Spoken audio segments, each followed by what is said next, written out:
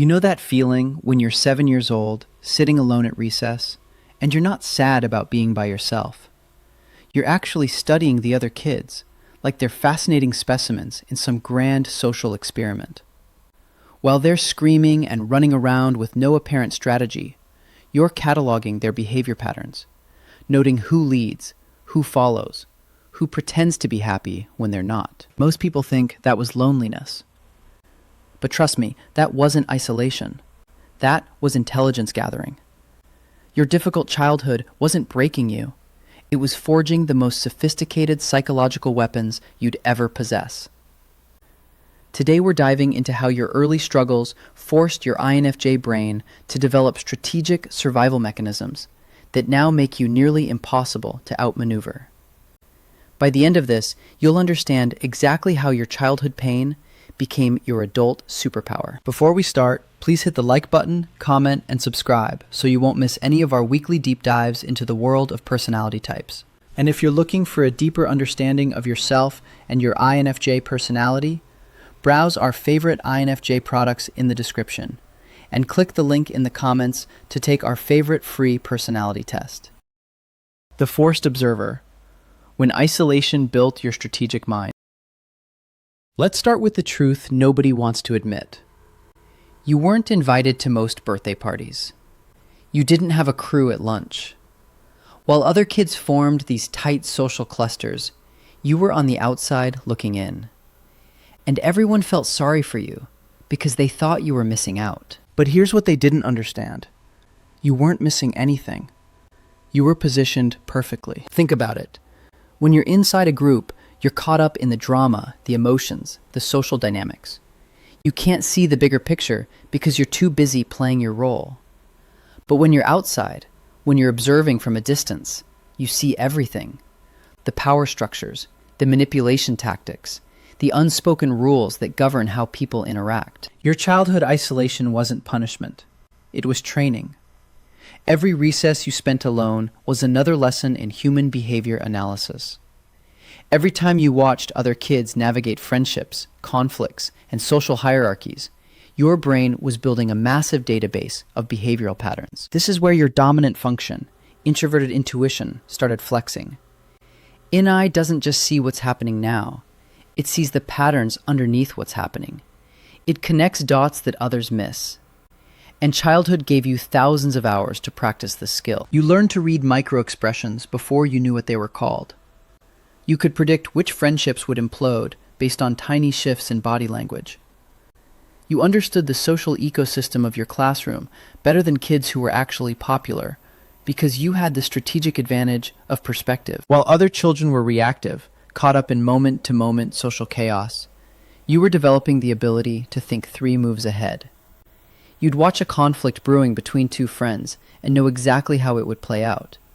You'd see a kid heading towards social disaster and could map the consequences before they happened. This wasn't overthinking.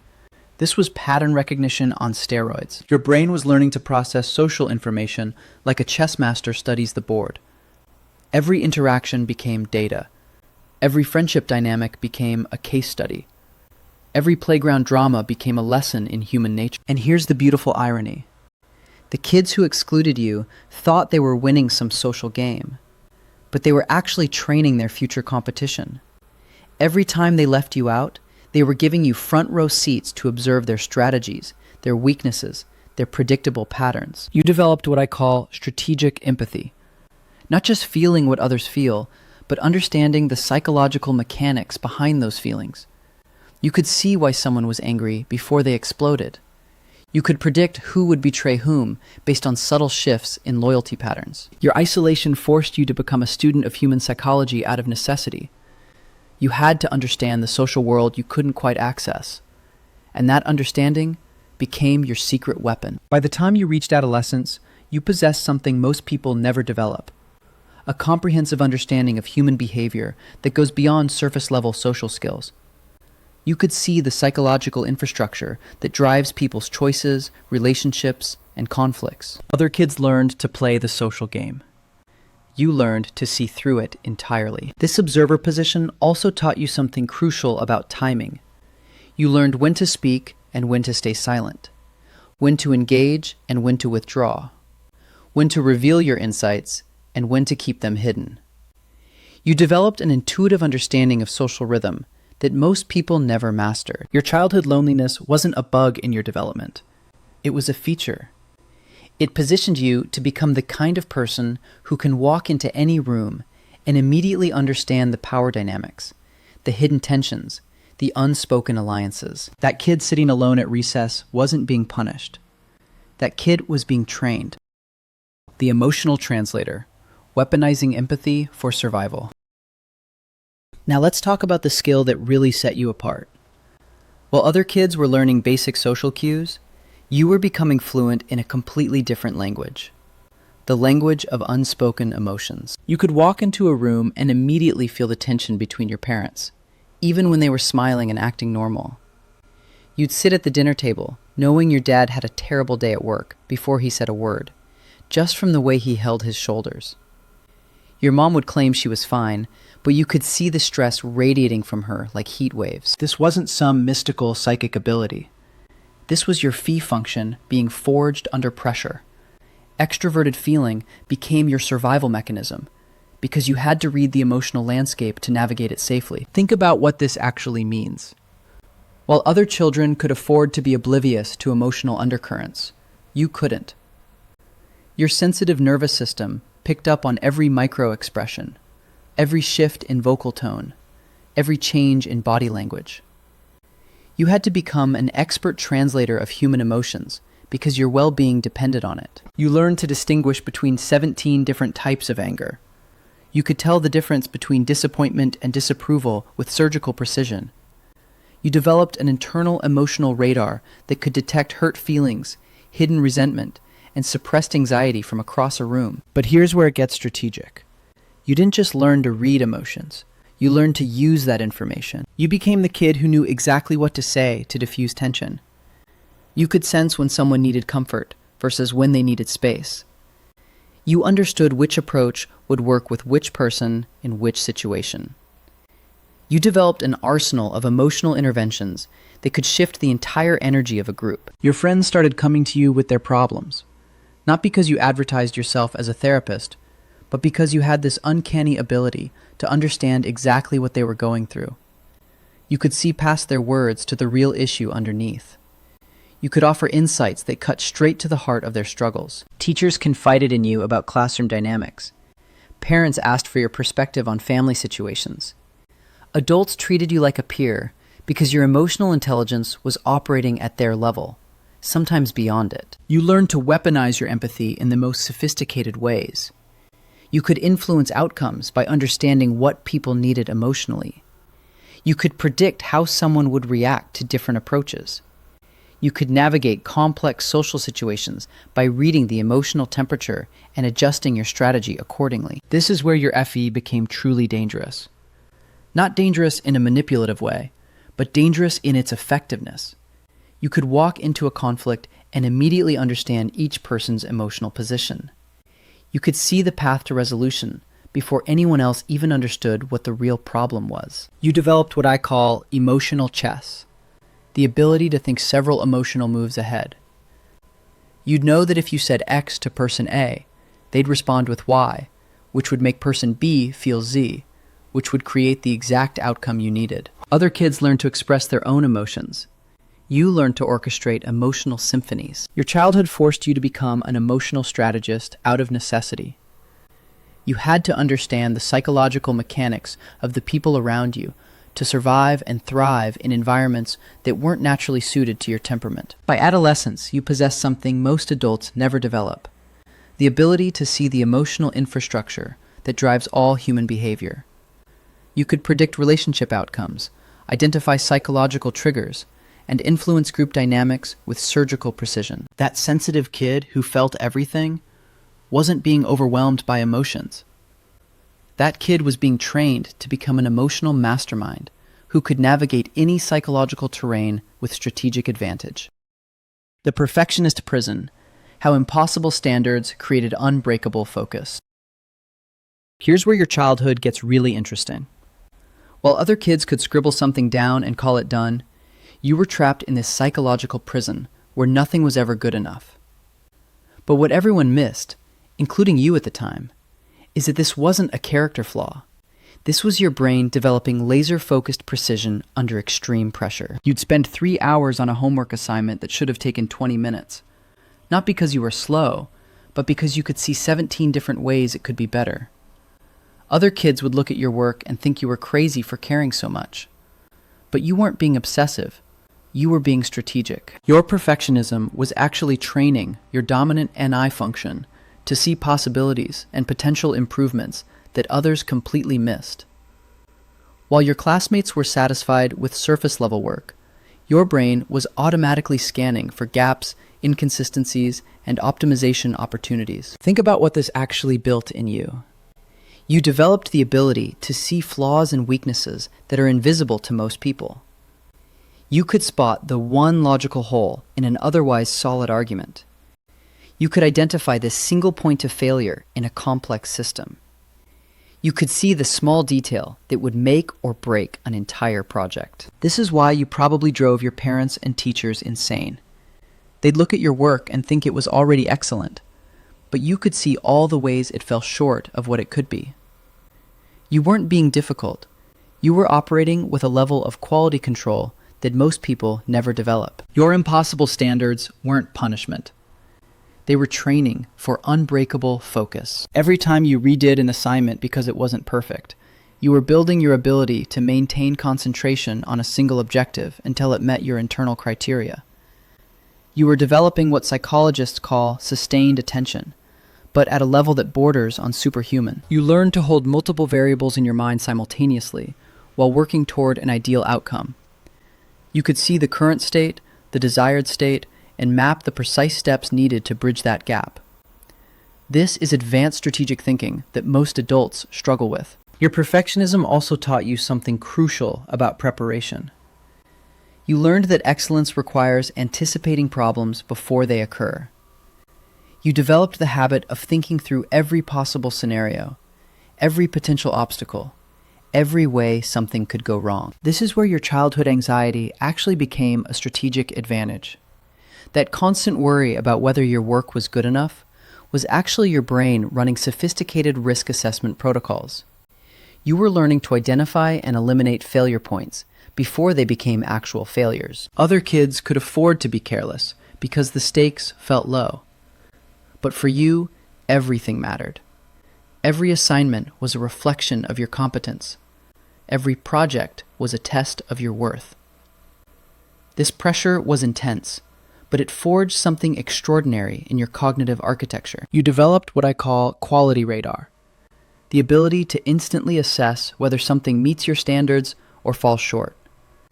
You can walk into a situation and immediately see what's working, what's not, and what needs to be optimized. Your perfectionist tendencies also taught you patience with complex processes. While other people want quick results and immediate gratification, you learned to stay focused on long-term excellence. You understood that truly exceptional outcomes require sustained effort over time. By the time you reached adulthood, your childhood perfectionism had transformed into something powerful. You possessed the ability to maintain unwavering focus on objectives that matter to you. You could see quality distinctions that others miss entirely. You could execute projects with a level of precision that makes you nearly impossible to compete against in your areas of expertise. That kid who was never satisfied with good enough wasn't being tormented by impossible standards. That kid was being forged into someone who could deliver excellence that others can't even conceptualize. The Justice Warrior, when moral outrage built your ethical framework. Here's something that probably got you in trouble more than once. You couldn't let unfairness slide. While other kids could watch someone get picked on and just shrug it off, you felt this burning sensation in your chest that demanded action.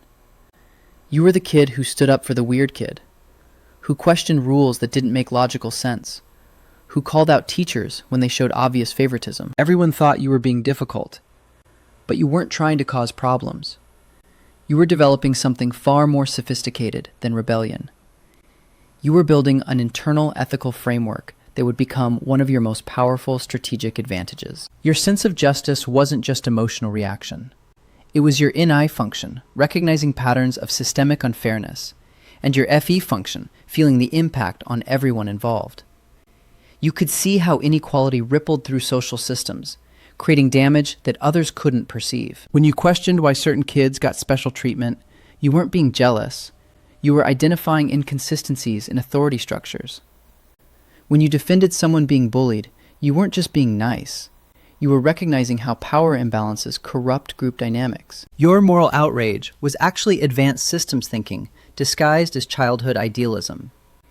You probably remember specific moments when you spoke up about something unfair and got shut down.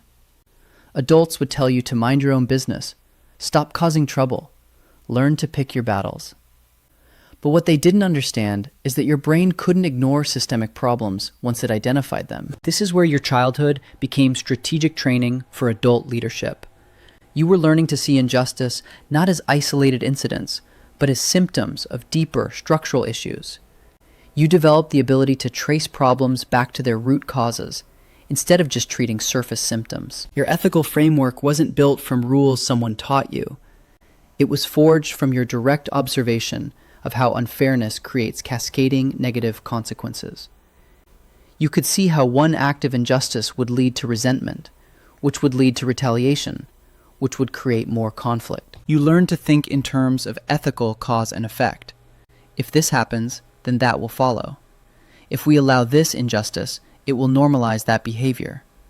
If we don't address this problem now, it will compound into something worse later. Your childhood idealism was actually sophisticated long-term thinking about social consequences. This moral clarity also taught you something crucial about integrity. You learned that your internal ethical compass was more reliable than external authority figures. When adults told you to ignore obvious unfairness, you learned to trust your own judgment about right and wrong. You developed what I call ethical independence. The ability to make moral decisions based on your own analysis rather than just following rules or social pressure. This made you seem stubborn as a kid, but it's what makes you trustworthy as an adult. Your justice warrior tendencies also trains you to see beyond individual situations to systemic patterns. You weren't just upset about one specific unfair incident.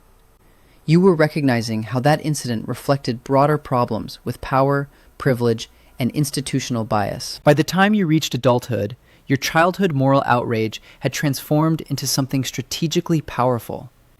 You possess the ability to identify ethical problems that others miss entirely. You could see how small compromises in integrity lead to massive systemic failures. You learn to ask the questions that make people uncomfortable but need to be asked. You develop the courage to challenge systems and structures that don't serve their stated purpose. You became someone who could see through institutional BS and identify the real motivations behind policies and decisions. That difficult kid who couldn't ignore unfairness wasn't being a troublemaker. That kid was being trained to become an ethical strategist who could navigate complex moral terrain with unwavering integrity. Your childhood sense of justice became your adult superpower, foreseeing truth through deception and maintaining moral clarity in ambiguous situations. The future architect, how living in tomorrow became your superpower. While other kids were completely absorbed in the present moment, worried about the next recess or what was for lunch, you were already designing your future impact on the world.